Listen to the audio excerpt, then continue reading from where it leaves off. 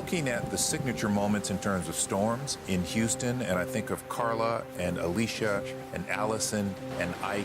Harvey will be perhaps the signature storm that we'll be talking about for decades based on what we're looking at right now.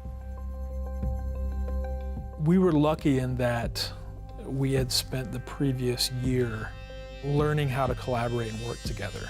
So when the storm came, we all knew what to do.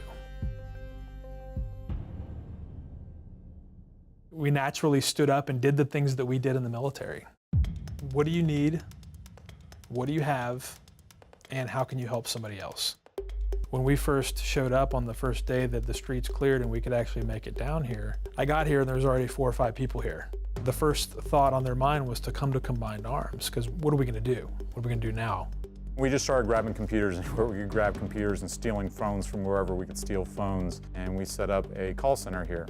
It actually started just utilizing a text feature in our CRM where we just sent out a call to action to 3,400 local members that we had cell phones for, just saying, hey, this is LSVA. If you need help or you'd like to volunteer, just let us know. And inside of 3 hours, we had 270 people sign up to volunteer and 70 people that had a wide range of needs.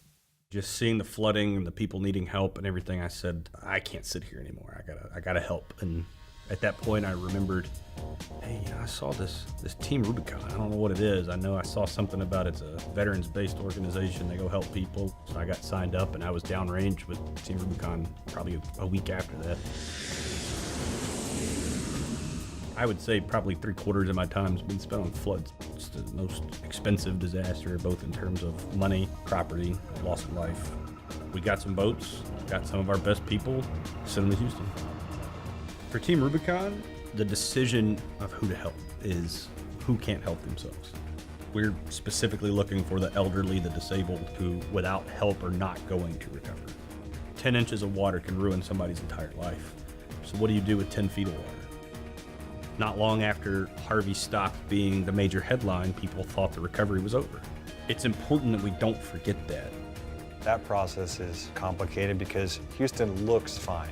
But the insides of houses, especially in poorer communities, are completely gutted and empty, or they never got mucked out and families are living in mold and bad conditions. I still think there's a lot of work like that that needs to get done. Now, a year later, for a lot of us, we're back to our usual mission. I know my mission is to empower veterans and families of the fallen to develop character in future generations. Travis Manion was a Marine killed in 2007 in Fallujah, Iraq. His family started the foundation to pursue an honorable legacy for him and to make sure that that wasn't in vain. This year, we sent 2 expeditions here to Houston. So families from all over the country came to Houston to do some of the rebuilding. And they did it in honor of their loved ones that they lost. And so that family that lives in the house will always remember that their house was fixed up because of these families and what they did to honor their loved ones. I had a list of people that I knew had had their houses mucked out. They needed money. And so we ended up distributing about $200,000 over the next 5 months to some of these families. Where we are now, there's still homes being rebuilt. There's still people living with their neighbors as they build out their homes. It's a lot of hardship that's out there, but luckily we have a really strong veteran community there to help them. I think the veteran community here is very strong.